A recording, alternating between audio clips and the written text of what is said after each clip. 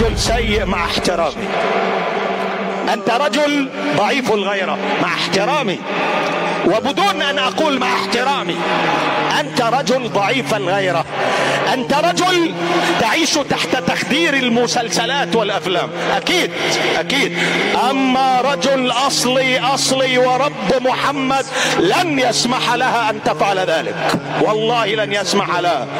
لكن حينما كثر مساسنا مع الأفلام والمسلسلات ضعفت الغيرة، فإن من كثر مساسه قل إحساسه.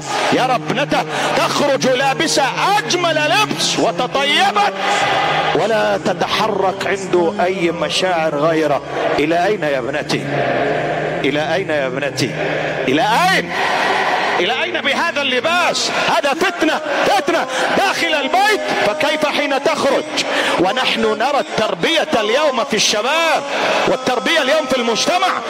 تمشي المرأة الآن ويتفنن الشباب في معاكستها، وأنتم تشاهدون وتعلمون، أنتم لا تعيشون في المريخ، واقعكم يشهد.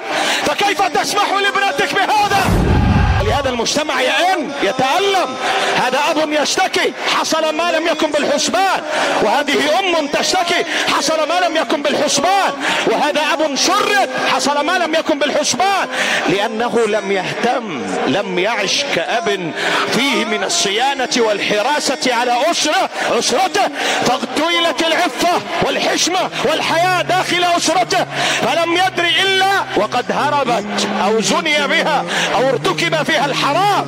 وهنا لا ينفع الندم بعد حصول المتاعب عياذا بالله. نسأل الله لنا ولكم التوفيق والسداد.